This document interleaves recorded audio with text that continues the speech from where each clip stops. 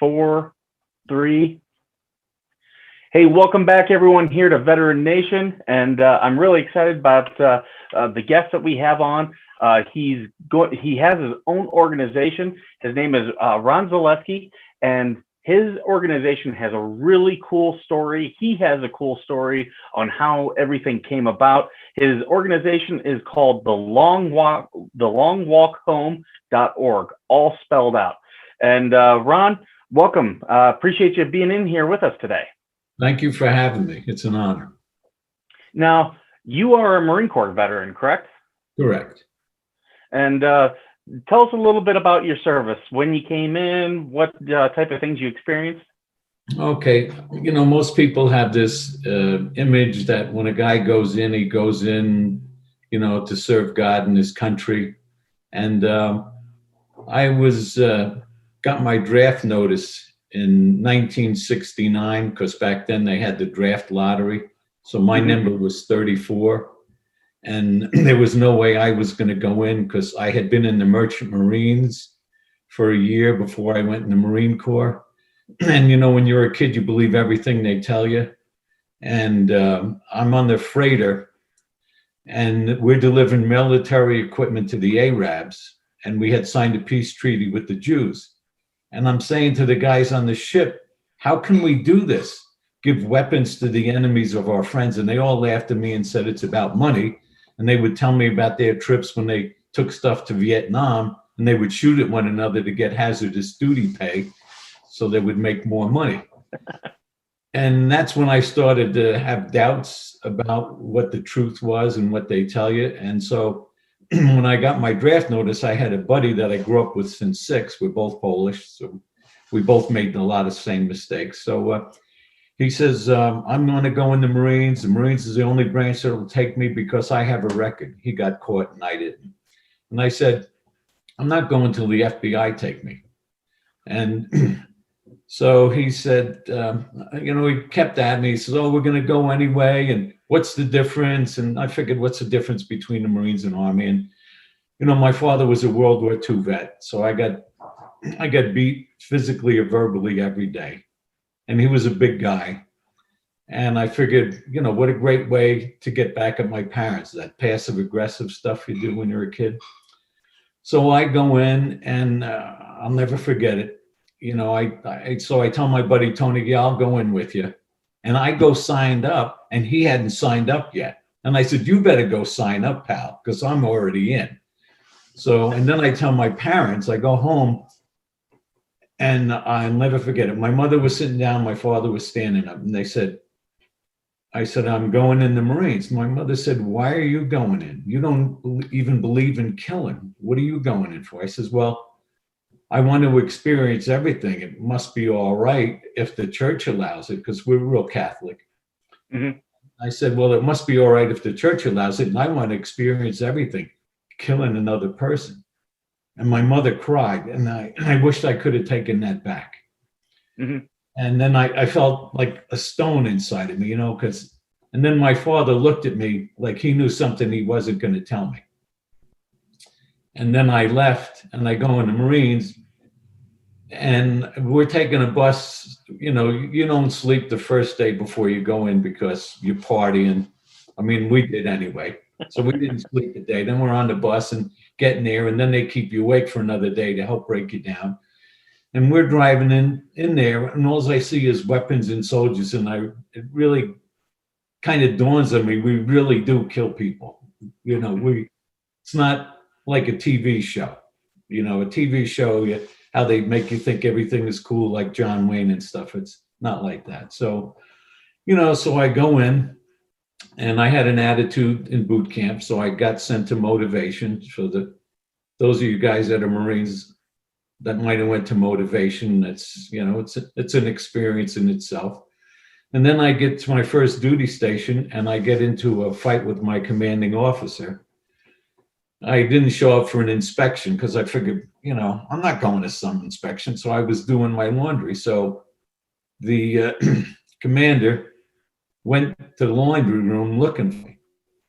And he said to me, he says, Zaleski, you and I are going to have a bloody fight and you're going to lose. And I says, oh, really? So I'm on my duty station. I was guarding nuclear weapons, nuclear missiles. And that duty station, you're armed and you have your weapon drawn. We had a 45. My 45 is supposed to be drawn and out whenever anybody comes on, because I knew all the rules and everything. So when my commanding officer came in, I had I pulled out my weapon and had it close to his head. And I'm smiling because it didn't say where I was supposed to point it. So, and I was, really happy with myself, and here's this guy sweating. I mean, could actually see this guy sweating, and he's looking at me nervous. And I had a lot of issues with authority figures before I even went in. So, I was really proud of myself, and I was really happy about that whole scene. 2 weeks later, I get orders to go to Vietnam. And he invites me into his office before I go, because I want to talk to everybody before they go on leave. And they said to me, he says, "What do you think of that, Zaleski?" And I says, "I think the only way you're going to get me over there is if you chain me to a helicopter, because I'm not going." He says, "Is that right?" I said, "That's right." Because I figured he did this to me intentionally, but I had orders with 5 other guys who were supposed to go with me, right? And we talked, and his son was my age and was going in the Merchant Marines. He says, "Well, going in the Merchant Marines make a man of my son." And I said, "If he's not a man when he goes in, he won't be one when he gets out. It's who you are." So I didn't think too much of it. And I don't want to tell my parents, because I heard them enough. And the last thing I want to do is tell them I'm going to go into combat. And I really don't believe in killing. I believe, you just don't do it. I mean, that's the way I was raised, our whole society. So I get home, I don't tell my parents. I just say, "Oh, I'm going to a duty station in California." And I get down on my knees and I pray and I says, "God, help me, because I don't think I have the courage not to shoot another man. I'm afraid and I want to live." And because I figure if I go, I think I might be so afraid that I'm going to kill people because I want to live. But if I don't kill people, pretty good chance I'm going to die, and other people are going to die because of me. So I decided I'm not going to run to Canada, because a lot of guys were doing that. I decided I'm going to go and face the consequences, whether it's 5 years in prison or a firing squad. And I hope to God it wasn't a firing squad, because I thought that's pretty ironic to not want to fight and kill somebody and then get shot, home. So when I get to, when they ship you out, staging, the 5 guys that I knew went before me, and they all went. When it came my turn, I said, "I'm not going." And the guy said, "Don't worry, your orders have been changed, you coward." So I was like relieved, and, a lot of confusing things, because, you're 19. And, so I was just happy then and I didn't think of them or anything. I was just thinking about me, and that I dodged that. And so I go through my whole tour there with an attitude. A month before I get out, I meet one of the 5 guys, and he's limping. And I said, "What happened?" He said, "We all got shot and 2 are dead." So I had this whole flood of like anger, guilt, shame, all of that stuff at once, because did I do the right thing? Should I have gone? Would I have been able to save him? So, I carried all that anger and guilt. And when I got out, they treated us like monsters. I remember coming home, I'm wearing part of my uniform, because I made my own uniform to get out in. I had this whole thing I had done. And I'm on the train going home, and I hear in the train car is full of people. And I hear nobody's looking at me. Nobody will make eye contact with me. And I hear guys say, "Baby killer," under his breath. And I was furious. And I yelled out, "Who said that?" Because they don't even know me. They don't know what I went through, what I did, what my friends went through, that, went along because of peer pressure, or because maybe it was the right thing to do or not. So I was furious. And it really made an impact on me. So I was angry for a long time, and I was angry at our whole country and the military because, it felt like we got talked into going, lied to, and then after we come home, now we're monsters, and you're the ones that sent us over there. There's a lot of angry, there's still a lot of angry guys. I was angry for 33 years. But when I got out, being the Polak that I am and the attitude towards authority and stuff, I decided not to wear shoes. And it was my memorial for my friends that died.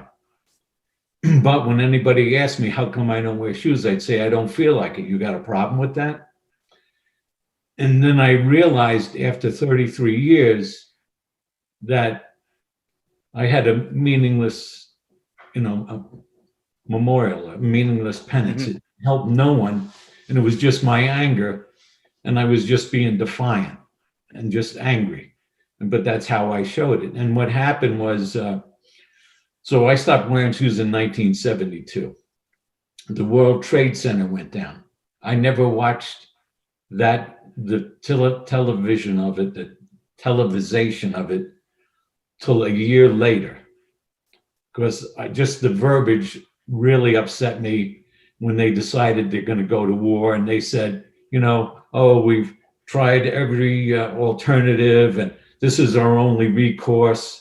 And I heard the same verbiage back in the Vietnam era. And it just infuriated me. And, when I had been going through a lot of changes because I wanted to be a better person, because I was an angry person. And I did things to change to stop being the victim because I blamed everybody for everything. And so what happened with that was it was unacceptable to me that they would do that again to kids, because now I'm old enough that they're my sons. So now because I have two sons, and the last thing I want them to go is for something that somebody made up or real or imagined. I don't have the intel to make any decision whether we should be at war or not. But from what I've seen, I think there's other ways, and I believe in, my country and defending it. But to me, there's got to be a better way. I mean, we're supposedly the smartest thing on the planet, but we still eat our children alive for a can of gas. That just doesn't work for me, and that's my opinion. Everybody's entitled to their opinion, and, that's what my friends died for. But so what happened was, because of that 9/11, it was just unacceptable. And I could not sit on my hands because I just was angry for 33 years. Nobody even knew I was a Marine. And I did nothing to stop it. And now here's my chance to do something. So that's when I decided to walk, because I found out back then it was 18 a day died from suicide. And to me, that's unacceptable. And this war was unacceptable. And I had to do something. I couldn't live with myself and do nothing. So, so then I did the Appalachian Trail barefoot to bring awareness for post-traumatic stress. And I shut down my business and everything. I mean, I was totally devoted. There was no plan B for me. There was only, I'm going to do this, So what happened, though, when I did the walk, I found out that like a third of the people that hiked the trail are veterans trying to find their way back home. Because, most of us come home for a visit. We don't live here anymore. This isn't our home anymore. So I met a lot of guys out there, and them working to make that transition back, because we have, people talk about post-traumatic stress. If you're a human being, you have post-traumatic stress. I don't care. If you're a rock or a chair, nothing bothers you, so you don't have post-traumatic stress. So, that term didn't really sit well for me, because they made it like, it's only a condition we have, and we're broken. No, we're not broken. We're broken if we don't have post-traumatic stress, because then we're saying there's something really wrong with us if that doesn't affect us. So when I walked the trail, it ended up, I did create awareness, but it ended up being my penance to forgive myself for sitting on my hands for 33 years. And I got people to write their congressmen and their senators, but nothing seemed to change. So then, I would continue, after I finished the trail, I continued to walk with a sign. I'd walk 5 days a week with a sign. I made up 18 vets a day commit suicide. And then I was taking care of my parents at the time in Florida. And when my father died, I didn't have to stay there and take care of him. So then I decided what I did wasn't enough. So then I took that sign and a petition, because I know, awareness is no good unless you have a plan. A plan is no good unless it's instituted. And getting it instituted doesn't mean anything unless you get people to do it. So I realized when I walked, all I did was create awareness. But then when I walked across the country, I had a petition that I had people sign. And at the end of my walk, I brought it to Washington, because I figured, well, then we can get a law instituted, because we had 3 points on it. Mandatory counseling for all military personnel prior to discharge. We had they were going to have in boot camp, they were going to get a grieving counseling before, so they knew the 5 stages of grief, so they would be prepared for it the best they could, and to know that they're not crazy. And then support groups available for them after they got out, which they have a lot of now. And I thought, that would be good, but nothing seemed to happen. So then when I walked across the country, that was another lesson for me, because then I learned why nothing was ever done. Because, I thought it'd be like MAD, Mothers Against Drunk Drivers, how in a year they got it, laws passed and people don't drink and drive and you go to jail. But the reason nothing happens with this, because every mother I met a mother every day, or a parent or a sibling, and they all told me the same thing. It's my fault. He told me I didn't believe him. I should have known. It's my fault. They all said that. It was like their mantra. So nothing was ever done about it, because they took on all the blame. They didn't blame the country. They didn't blame the politicians. They didn't blame anybody but themselves. I cried every day for 10 and a half months, as I would hold the mother, and she would hold me like I was her son that she lost. It was brutal, but I couldn't stop. How do you tell a mother, oh, I'm too tired, my feet hurt, they lost their son. So I went to Washington with this petition. And it was like I talked to a brick wall, because there was just so much politics in it. It had nothing to do with helping the soldiers. It's like, who's going to get their way and whose side is right, and money. Is it going to cost us this? And I cried when I left there. But then I realized that I had it wrong, because I went there to tell them what to do. Well, you got to do this and you got to do that. And they know what they should do. They don't need me to tell them. I think, I had an epiphany. I know something they don't know. They knew it. So what I realized when I went to Washington is that I do it. Then I go to them and ask for help, then give them the credit for doing it. Then I'll get their help. So when I left there, we opened up a shelter in the Keys, a homeless shelter for veterans. And, I thought, I'm going to change lives. I'm Polish, so I learned the hard way. I think, I know what I'm doing. No, you have no clue what you're doing, Zaleski. So I'm there, and basically I enabled a lot of drunks in the Keys to keep drinking and have a safe place to be at night and not be harassed by cops. And when I shut the place down, because my mother had died and I was going under a lot of stress and trying to run that and raise money to keep it all going, I closed it down.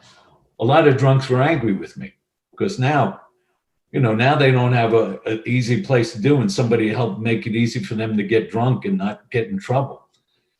So what happened, so after that, I learned, like I said, the difference between helping and enabling. Then we started a mentorship program. And that happened because of the corona. Because before I would go out individually, help people, and get them counseling or, whatever they needed. They need money for rent, they need, food, whatever it was, we would help. It doesn't matter who it was, what it was, and where it was, we could help. So the corona hit, and then, I couldn't go out and do things like that. So I have one of my vices, I have many, but one of them is eating ice cream. So I go to an ice cream parlor, and the guy serving the ice cream to me, because I talk with everybody, and we talk, and he's into marketing, internet marketing. And I said, well, maybe you could help me. This is what I'm trying to do, and I can't do what I'm doing, and maybe you could help me reach guys. With him in 1 month, we reached 1.5 million people. Wow. With him, in a couple of months, we developed a mentorship program. So if you want help from us, you have to take 4 challenges. If you won't take those challenges, we're not helping you, because you're telling me that you don't want help. Because it's like you sitting on the curb and say, could you help me push my car? And you continue to sit on the curb and I'm going to push your car. That ain't happening. You're going to be up there with me on the back of your car pushing it. So that's what we do. And then we need people to help us with this. So to become a mentor, you have to take 9 challenges. And you do these 9 challenges, then you can become a mentor for other people and then become a volunteer from us. Because I want to know who you are, where you're coming from. And then I know, kind of what your agenda is, if it's to help somebody or it's your ego's involved or whatever it is. Mm-hmm. And what's really neat, we opened up the mentorship program as a trial, just to work out the bugs and kinks. We had to shut it down in less than an hour because we had 40 people sign up. I tried to mentor 40 people. Don't try it. It's tough. And you don't do it, you're not as effective as you could be. So we worked out the bugs that you can only do like 4 people max. And this way you can really devote the time to them and help them. But with this program, people that volunteered to help, it helps them because all these 9 steps are empowering. We had 2 guys that were going to commit suicide, didn't commit suicide. And almost everybody so far that's taken and done all 9 challenges, it's changed their lives because they've changed the relationship with their families, with their friends, and they start to shift their perception. And that's how you truly help. I don't help you by buying you a beer or a sandwich. I mean, I help you a little bit. I apologize, this phone. Let me show you. You're fine. So, but but this way we change lives because we shift perception. I didn't shift your perception with a beer or some money. So, but that's what's neat. I mean, there are times when that's necessary, but for the most part, all of us just need somebody to be there to help us through a rough patch. And it's not that we're broken. Everybody in the world, I used to think I did everything by myself. I can do this. And I went in the woods and lived. But you know what? The clothes I was wearing, somebody made those. I didn't go out there naked. I wear glasses. I lost these glasses. So, my ego was saying, oh, I did it. No. Somebody made these glasses or I would have, fallen off a cliff and died, so you don't do anything alone. So, we think that because in the military, we're trained to be the guy you go to for help, not the guy that goes for help. So that's why I was never really able to reach people. But then when we started doing this mentorship program and, making that part of volunteering, then we were able to be effective and really change lives. And that's, to me, that's what's important because, one of the stories, my favorite, that comes to mind at this minute is when I had the shelter. I made an outdoor shower because in the Keys it's hot and you sweat a lot, and and then I used the shower because I'd work out there outside, and I just like outdoor showers, and I did it so any of the guys there could take a shower and get some clean clothes and feel better about himself. So I would go home from there like 5 o'clock and go take care of my mother and come in the next day at 8 in the morning, whenever I come in. So I would go, and I come back the next morning. He says, "Oh, one of your friends was here." He said, "He's a friend of yours. He used the shower and he shit in the shower."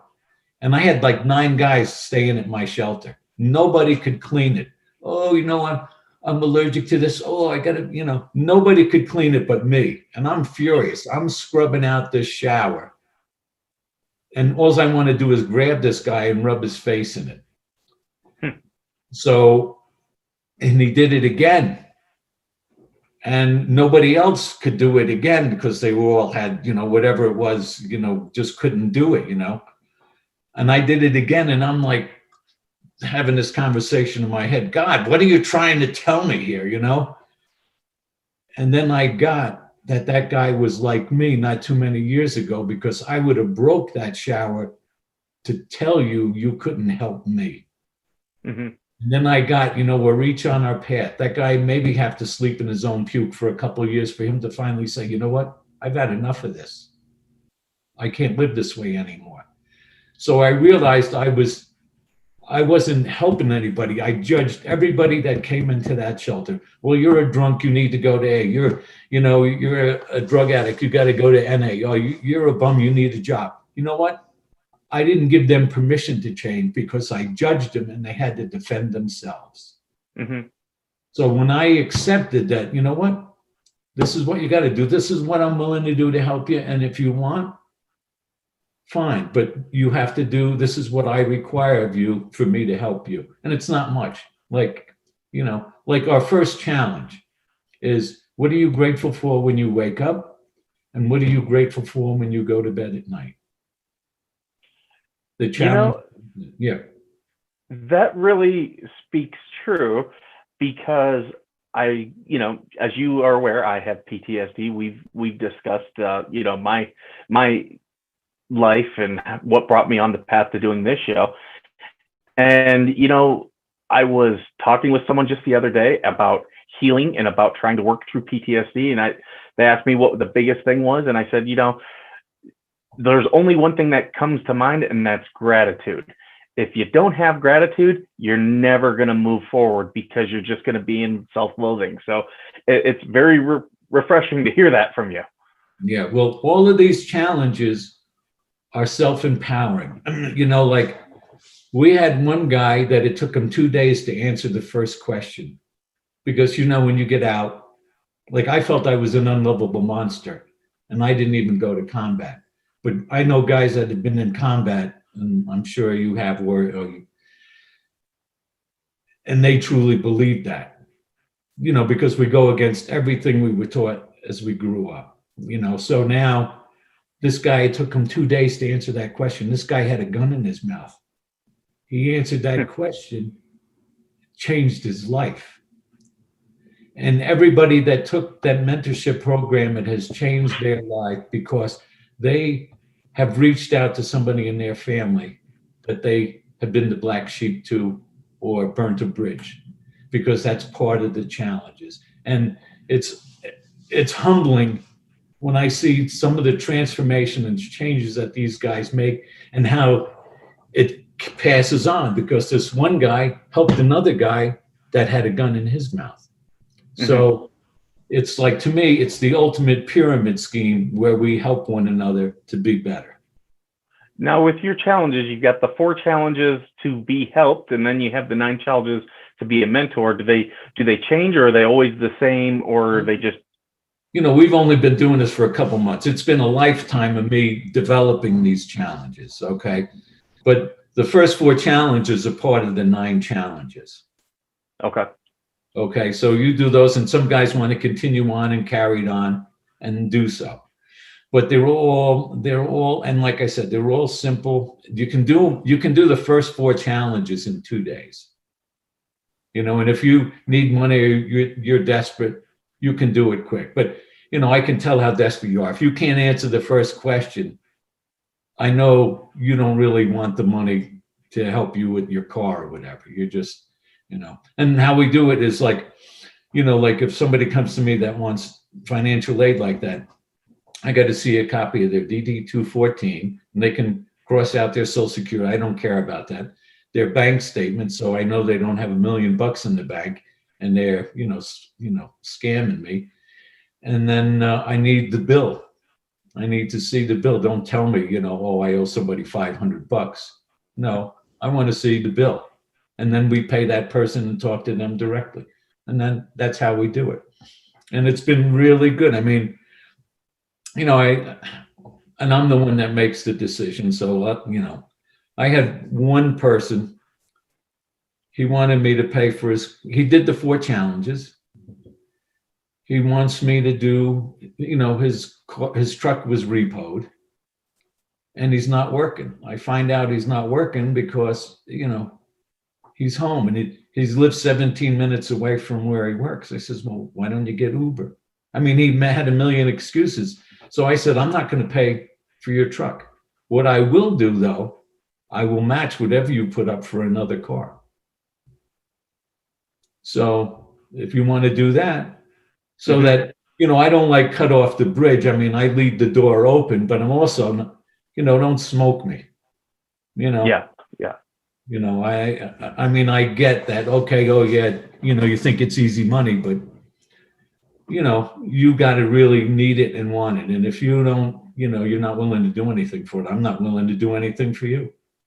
I think people who want to help with your organization, if they're not veterans or anything like that, I think that would definitely bring to them some comfort that, hey, my money's actually going to go to a good cause. It's not going to go for someone just to take advantage of, this system that you've created. Yeah. Well, what we do too, on the new website we're putting up the end of this year, beginning of next year, we're going to have where you put your money. You can say you want it to go for housing, for auto, counseling, whatever it is, you get to pick the category so that you know exactly where it's going. I mean, and, we're working to be as transparent as humanly possible so that nobody can say, you're doing this with the money. I'm even going to put a category in there for wild parties for the board members. I'm hoping that there's a couple bucks going that so at least we can get some ice cream. But that's where we're going to do it so that, you'll know where your money went. And we're starting to get testimonials because I never did that before, because to me, it was invasive. Because when I walked across the country and I have a mother crying, I don't want to take a picture of this mother crying her heart out over her son. Yeah. But, this way we ask if you want to do a testimony after we help you or not. And the testimonials we have from these people, it's like blows my mind. We have a 96-year-old mentor. And she wants to be of service. And that's, that to me is awesome. Now, let me ask you this. Do you guys pair up with any organizations, is there any, corporate groups helping you? Or are you guys just doing this all on your own, alone and unafraid? It was all on my own for 14 years on my dime. I spent over 50 grand in cash and 14 years of my time doing this. And what happened, we had, when I had the homeless shelter, we'd taken care of a guy that was 100% disabled, TBI. And he helped me with I would do stuff for the other organizations, like the Sons of Italy they said they'd give us $75 if we helped them move and set up for an event. So we did. And, this Ashley, the guy who was 100% disabled, he helped me. And I said, okay, I'll buy you guys some ice cream if you want. And I'm the only guy that liked that deal. They didn't. But Ashley says, well, I says, well, I'd like to go to the Caribbean Club, and it's a bar. And I know he doesn't drink because if he drank with his medication, he would die. So he doesn't drink. So I said, oh, okay, I'll give you $5 to go to that. He says, well, could you give me 20? He says, and I'll give you half of the winnings I get for playing pool. And I says, okay. So I give him $20 and I figured, well, I just kissed that $20 goodbye. Well, the next morning I go in and it takes Ashley a while to get out because on the medication he's on, when he gets up, he's like in a fog and his ears hurt and he sees down the tunnel. So it takes him like an hour to 2 hours to be functional.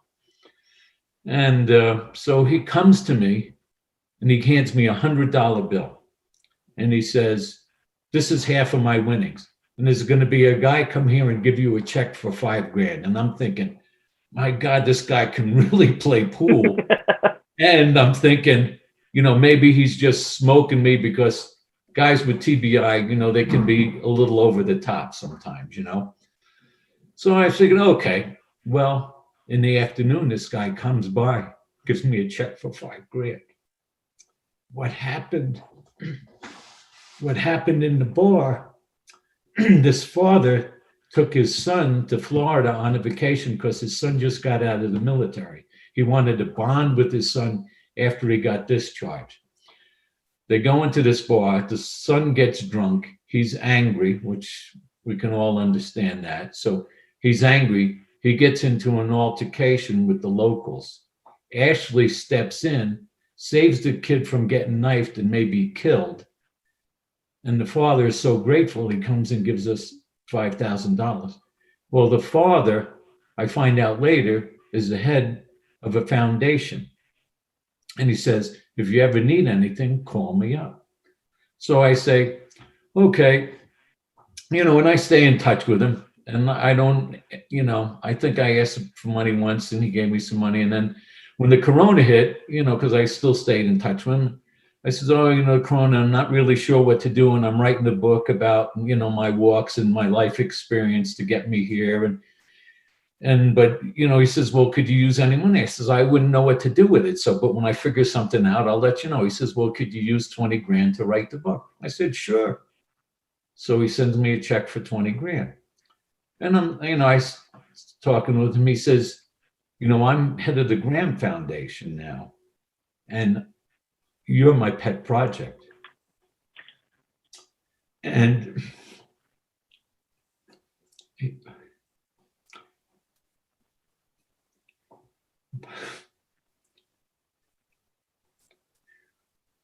he says, I want to make you sustainable because you're a one-man show. So I've hired some people to work with you so you get your not-for-profit paperwork all in line, you get all the insurance, you get everything you need. So he hired those people. They gave me a big education. They made it so now I understand, because I didn't really understand the board of directors and the staff. But they explained it to me, so I understood it. And he said, and tell me how much money you need. He says, well, and I gave him we need $40,000. And so he gave me 45. He says, you didn't ask for enough money. So then he had these people that he hired to help me put together a budget. He says, and he kind of argued with me for 2 months to take a salary. Because I never felt I deserved it. Mm-hmm. But he said to me, he says, you're not going to live forever. When you die, who is going to work for nothing and do all that you do? He says, you have to take a salary or this won't go on, because nobody's going to do what you do for nothing. Mm-hmm. Find some Pollock out there that's as crazy as you. So I took a salary of $36,000 a year, which now I can go to the movies and eat ice cream as much as I want, because I was living on $1,000 a month Social Security and doing all of this. Wow. So, I can be pretty frugal, I got to tell you. So, but, I was passionate and I just felt it was wrong, but he made me understand that it's a job what you do, but I don't look at it as a job. This is my life. This is my passion. Mm-hmm. But I knew with this kid that I had that helped me to reach 1.5 million people, I told the kid, what would it take to get you? Because I don't want to lose you. Mm-hmm. So he says, well, could you give me $23,000 a year? I says, I'll do better than that for you, because I do not want to lose you. So he gets $36,000 a year. And the kid works 7 days a week, like me, but he works longer hours than me. I get up at 6 and start. He gets up later than me. but he works later into the night. I quit after a certain time, but it's awesome. So, so now we have a staff. So now that we have more energy to put into it longer out, because there was only so much I could do by myself, trying to do everything I do, and then this on top of it, So it's been really awesome. And we do events, and that's a way to reach guys, and also, to meet your peers and to have fun and do different things, Absolutely. And that's, if anyone wants to get in touch with you, you have your website, thelongwalkhome.org. Do you have any other social media or anything? Yeah, we have a Facebook page, and it's Military to Civilian Life. And what's really cool, that's interactive. So guys will go on that and help one another out. So let's say, you live in New York and I live in New York, and you have a problem, or you have an issue like with post-traumatic stress, and you'll say, how do you deal with it when, you hear this noise, or, somebody, gets on your case, and you say, well, this is what I do. So it's really awesome because they share and help one another.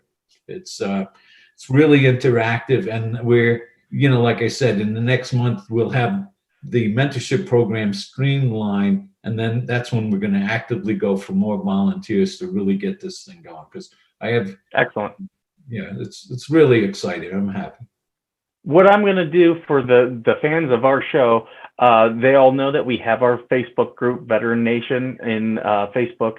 What I'll do is I'll get that a link to the group, and I'll make sure I post it there, and also make sure that I get it posted onto our NRN Plus landing page, so that we can support you, get everything out there as best as we can. Yeah, and you're going to edit this and make me look good and cut out all the, whatever you guys do,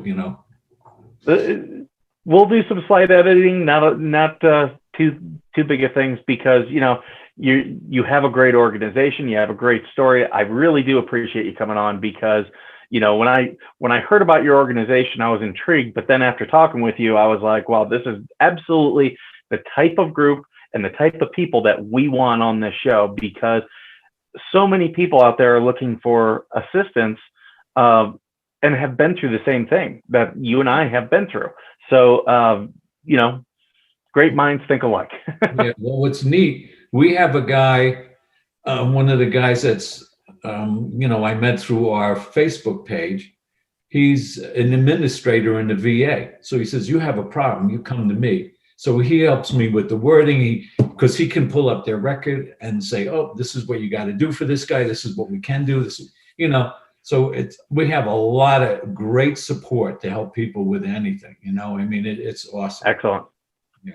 Well, I definitely want to make sure that I have you back on your show after your book is published, because we want to make sure that we're helping you sell some books and get your story told. But anytime you want to come back here, if you have someone.